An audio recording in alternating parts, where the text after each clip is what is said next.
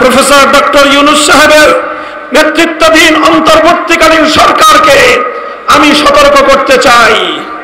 মনে রাখবেন, আমরা এদেশের ইসলামপন্থী আলেম সমাজ, এদেশের উলামায়ে কেরাম, হেফাজতে ইসলাম, বাংলাদেশ খেলাফত মজলিস সহ আমরা যারা আছি, আমাদেরকে যদি কেউ মনে করে আমরা উড়ে এসে জুড়ে বসেছি, ভুল করবেন। আমরা এদেশে ভাড়াটিয়া হিসেবে থাকি না। আমাদের বাপদাদার রক্তে কেনা মালিকানা সূত্রে বাংলার মাটিতে কেউ আমাদেরকে ফুৎকার দিয়ে উড়িয়ে দিতে চাইলে আমরা তাদেরকে জ্বালিয়ে ছারখার করে দেব। ওয়ালা তারকানু ইলাল্লাযীনা যালামু ফাতামাসসাকুমুন নার ওয়া মা লাকুম মিন দুনিল্লাহি মিন আউলিয়া সুম্মা লা তুনসারুন। বাংলাদেশ খেলাফত মজলিস কিশোরগঞ্জ জেলা শাখা কর্তৃক আয়োজিত আজকের এই গণসমুদ্রে পরিণত হওয়া গণসমাবেশে উপস্থিত সংগ্রামী সভাপতি, উপস্থিত বাংলাদেশ খেলাফত মজলিস, যুব মজলিস, ছাত্র মজলিসের কেন্দ্রীয় ও জেলা নেতৃবৃন্দ, বিভিন্ন প্রান্তিক অঞ্চল থেকে, তৃণমূল থেকে সমবেত আমার সংগঠনের নেতা কর্মী, সর্বস্তরের তৌহিদি জনতা, কিশোরগঞ্জ জেলাবাসী, সর্বপ্রথম আমি আপনাদেরকে অভিনন্দন জ্ঞাপন করছি। প্রতিকূল আবহাওয়া উপেক্ষা করে আজকে খেলাফতের এই সমাবেশে আপনারা সমবেত হয়ে একটি বার্তা জাতিকে দিয়ে দিয়েছেন। আল্লামা আতহার আলী রহমতুল্লাহ আলাইহির মাটি, আল্লামা আহমদ খান রহমতুল্লাহ আলাইহির এই মাটি, আল্লামা আনোয়ার শাহ রহমতুল্লাহ আলাইহির এই মাটি, আল্লামা আতাউর রহমান খান রহমতুল্লাহ আলাইহির এই মাটি, শহীদ আরমানের এই মাটি, ইসলামের ঘাঁটি।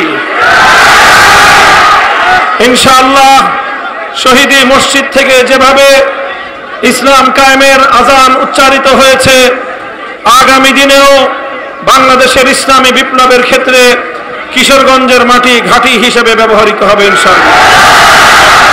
আমি আল্লাহ পাক রব্বুল আলামিনের দরবারে শুকরগুজারি আদায় করছি, যেই মহান রব্বুল আলামিন বাংলাদেশের মানুষের বুকের উপর জগদ্দল পাথরের মতো চেপে বসা সময়ের নব্য ফেরাউন, স্বৈরাচারী, ফ্যাসিবাদী, জালিম শাহী শেখ হাসিনার সরকারকে উৎখাত করে দিয়ে এদেশের মানুষকে মুক্ত আকাশে নিঃশ্বাস গ্রহণ করার সুযোগ দিয়েছেন। আল্লাহুম্মা লাকাল হামদু ওয়া লাকাশ শুকর। আজকের এই সুবর্ণ সময়ে বিজয়ের এই লগনে স্মরণ করছি পুণ্যাত্মা ওই সকল বীর শহীদানদেরকে, যাদের রক্ত এবং শাহাদাতের মাধ্যমে আজকে বাংলাদেশ তার স্বাধীনতা পেয়েছে।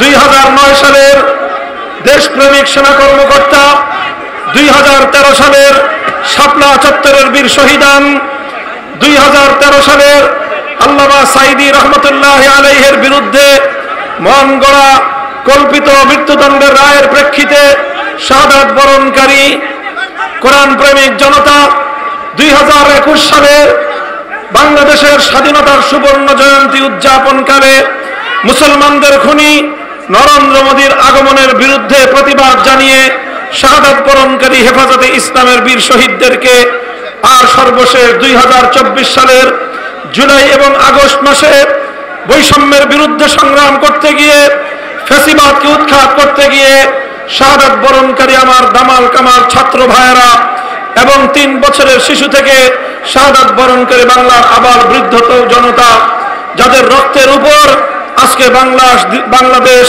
দ্বিতীয়বারের মতো স্বাধীনতা অর্জন করেছে। ফ্যাসিবাদ মুক্ত এই বাংলাদেশে আমরা গোটা বাংলাদেশবাসীকে অভিনন্দন জানাই। সেই সাথে আমি এই আন্দোলন এবং এই সংগ্রামের পুরোভাগে নেতৃত্ব দানকারী ছাত্র সমাজ এবং এদেশের ইসলাম প্রিয় জনতাকে বিশেষভাবে সজাগ এবং সতর্ক থাকার উদাত্ত আহ্বান জানাই। আমি স্পষ্ট সতর্কবাণী উচ্চারণ করি, মনে রাখতে হবে, স্বাধীনতা অর্জন করা যত কঠিন, স্বাধীনতা রক্ষা করা তার চেয়েও বড় কঠিন। আমাদের দেশের মানুষের তিক্ত অভিজ্ঞতা রয়েছে। 1971 সালে এক মুক্তিযুদ্ধের মধ্য দিয়ে আমরা বাংলাদেশের স্বাধীন মানচিত্র এবং স্বাধীন পতাকা লাভ করেছিলাম। যেই মুক্তিযুদ্ধ হয়েছিল ইনশাআল্লাহ বলে, অর্থাৎ আল্লাহর উপর অবিচল আস্থা এবং বিশ্বাস রাখার মধ্য দিয়ে, যেই স্বাধীনতার যুদ্ধ হয়েছিল কোরআন এবং সুন্নাহ বিরোধী কোনো আইন তৈরি করা হবে না, এই কমিটমেন্ট এবং এই অঙ্গীকারের ভিত্তিতে। কিন্তু দুঃখ এবং পরিতাপের বিষয়, আল্লাহর উপর আস্থা রেখে শুরু হওয়া স্বাধীনতার যুদ্ধ, কোরআন সুন্নাহর বিরুদ্ধে কোনো আইন তৈরি না করার সেই কমিটমেন্টের প্রেক্ষিতে অর্জিত স্বাধীনতা 16ই ডিসেম্বর বিজয় দিবস পালন করার কয়েক মাসের মধ্যেই আমাদের সেই বিজয়কে ছিনতাই করা হয়েছিল।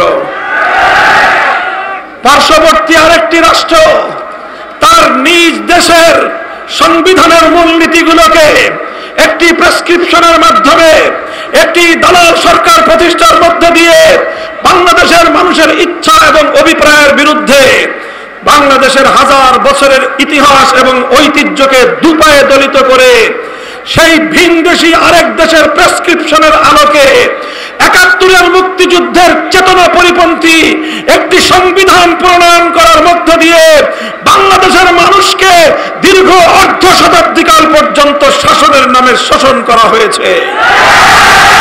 সেই পতিত স্বৈরাচারী পরাজিত ইসলাম বিরোধী চক্র, পতিত ফ্যাসিবাদী হাসিনার দোসররা, তারা বাংলাদেশের মসনদ থেকে উৎখাত হয়েছে, কিন্তু এখনো পর্যন্ত তাদের ষড়যন্ত্র বন্ধ হয় নাই।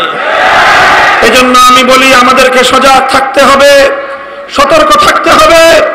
শেখ হাসিনা চেয়েছিল বাংলাদেশকে হিন্দুত্ববাদে দীক্ষিত করতে।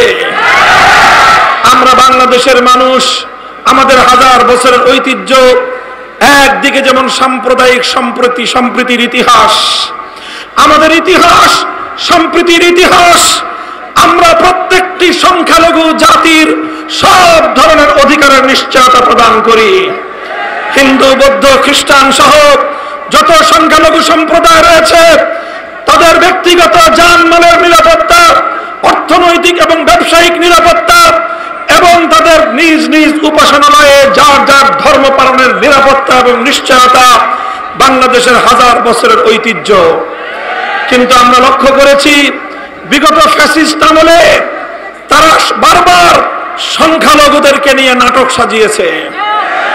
রাতের বেলায় শেখ হাসিনার দোসররা কাল নাগিনী হয়ে সংখ্যালঘুদেরকে ছবল মারত, আবার দিনের আলোতে ওঝা হয়ে তারা ঝাড়তে আসতো। 5ই আগস্টের পর এখন আর ওই নাটকের নায়ক নায়িকারা নাই।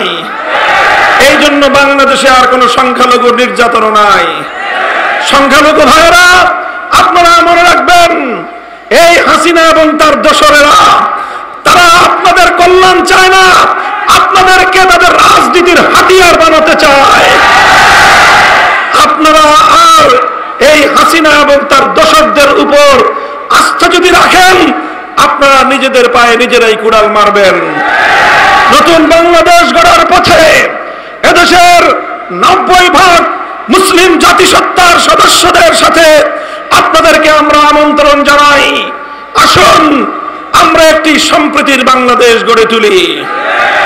এই বাংলাদেশে কোনো সাম্প্রদায়িক হানাহানি থাকবে না, এই বাংলাদেশে কোনো ফ্যাসিবাদের জায়গা হবে না, এই বাংলাদেশে আর কোনোদিন কোরআনের কোনো মাহফিলে 144 জারি হবে না, এই বাংলাদেশের আর কোনো কোরআনের মাহফিলে বাধা দেওয়া হবে না, এই বাংলাদেশে কোনো আলেম ওলামাকে নির্যাতন করা হবে না, এই বাংলাদেশে আল্লাহর নবীর ইজ্জতের দাবি তুলে আর কাউকে বুলেট বিদ্ধ হতে হবে না, এই বাংলাদেশে বৈষম্যের বিরুদ্ধে স্লোগান তুলে আর কোনো ছাত্রকে প্রাণ দিতে হবে না। আমরা গড়ে তুলব বৈষম্যহীন সেই বাংলাদেশ। মনে রাখতে হবে, পতিত স্বৈরাচারের দোসরেরা এখনো পর্যন্ত বাংলাদেশের বিভিন্ন জায়গায় ঘাপটি মেরে আছে। প্রশাসনের মধ্যেও কিছু লোক তাদের এখনো পর্যন্ত ষড়যন্ত্রের জাল বুনছে। প্রফেসর ডক্টর ইউনূস সাহেবের নেতৃত্বাধীন অন্তর্বর্তীকালীন সরকারকে আমি সতর্ক করতে চাই। মনে রাখবেন, আমরা এদেশের ইসলামপন্থী আলেম সমাজ, এদেশের উলামায়ে কেরাম হেফাজতে ইসলাম, বাংলাদেশ খেলাফত মজলিস সহ আমরা যারা আছি, আমাদেরকে যদি কেউ মনে করে আমরা উড়ে এসে জুড়ে বসেছি, ভুল করবেন। আমরা এদেশে ভাড়াটিয়া হিসেবে থাকি না। আমাদের বাপদাদার রক্তে কেনা মালিকানা সূত্রে বাংলার মাটিতে কেউ আমাদেরকে ফুৎকার দিয়ে উড়িয়ে দিতে চাইলে আমরা তাদেরকে জ্বালিয়ে ছারখার করে দেব। ইউরিদুনা লিইউতফিউ নূরাল্লাহি বিআফওয়াহিহিম ওয়াল্লাহু মুতিম্মু নূরিহি ওয়ালাউ কারিহাল কাফিরুন। যারা ইসলামের আলোকে নিভিয়ে দিতে চায় তারা সেই আগুনে নিজেরাই জ্বলে পড়ে ছারখার হয়ে যায়। আমরা বলছি, হাসিনা চেয়েছিল হিন্দুত্ববাদ প্রতিষ্ঠা করতে বাংলাদেশে। আওয়ামী লীগের রাজনীতি ছিল বাংলাদেশকে আরেকটি দেশের অঙ্গরাজ্যে পরিণত করা। শেখ হাসিনার উদ্দেশ্য ছিল লক্ষ লক্ষ কোটি টাকা বাংলাদেশ থেকে পাচার করে আমার বাংলাদেশের অর্থনীতির ভিতকে ধসিয়ে দেওয়া, একটি তলাবিহীন ঝুড়িতে পরিণত করা, বাংলাদেশ যেন বিশ্ব দরবারে মাথা তুলে দাঁড়াতে না পারে। এটাই ছিল শেখ হাসিনা এবং তার দলের রাজনীতি। এখন আমরা বলি, হিন্দুত্ববাদ উৎখাত হওয়ার পর কেউ যদি চিন্তা করেন আমার এই সোনার বাংলাদেশে শাহজালাল, শাহ মাকদুম, খান জাহান আলীদের বাংলাদেশে নাস্তিক্যবাদ পাচার করবেন, নাস্তিক্যবাদ আমদানি করবেন, আপনাদের সঙ্গেও ময়দানে লড়াই হবে। আমরা এটা বরদাস্ত করে নেব না। আমার আগামী প্রজন্ম, আমার সন্তানেরা রাষ্ট্রীয় খরচে আমাদের স্কুলগুলোতে পড়াশোনা করবে। তাদের পাঠ্যসূচি, তাদের পাঠ্যক্রম, শিক্ষা ব্যবস্থা তৈরি করার জন্য সেই সমকামিতার প্রমোটকারী কামরুল হাসান মামুন এবং শামিনা লুৎফা সহ এই পাশ্চাত্যের বেহায়া বেরেল্লা এজেন্টদেরকে আমরা শিক্ষা কমিশনে দেখতে চাই না। আমরা ইসলামী শিক্ষাবিদদের সমন্বয়ে শিক্ষা কমিশন দেখতে চাই। আমাদের এই শান্তিপ্রিয় কথা যদি কর্ণপাত না করা হয়, এরপরে আমরা প্রয়োজনে আমরা আন্দোলন করব, রাজপথে নামব, প্রয়োজনে শাপলা চত্বরে যাব, শাহাদাতের রক্তের মাধ্যমে কারবালা তৈরি হবে। বাংলাদেশে সমকামিতা আমদানি করতে দেওয়া হবে না। মেরিটাল রেপ নামে বৈবাহিক ধর্ষণ, নাম দিয়েছে বৈবাহিক ধর্ষণ আর জোরপূর্বক গর্ভধারণ, এগুলোকে মানবতা বিরোধী আইনে সংযুক্ত করে তারপরে আল্লাহ প্রদত্ত পরিবারগুলোর উপর স্বামীদের অধিকারকে খর্ব করে প্রত্যেকটি ঘরে ঘরে, প্রত্যেকটি দম্পতির মধ্যে তারা অশান্তির আগুন প্রজ্বলিত করতে চায়। এই সকল বিষয়গুলোকে যদি আপনারা বন্ধ করতে না পারেন, এনজিওদেরকে বলি অর্থনৈতিক সেক্টরে কাজ করবেন, ভালো কথা। ধর্মীয় অঙ্গনে যদি কেউ হাত তুলতে চায়, সে হাত আমরা ভেঙে গুড়িয়ে দেব।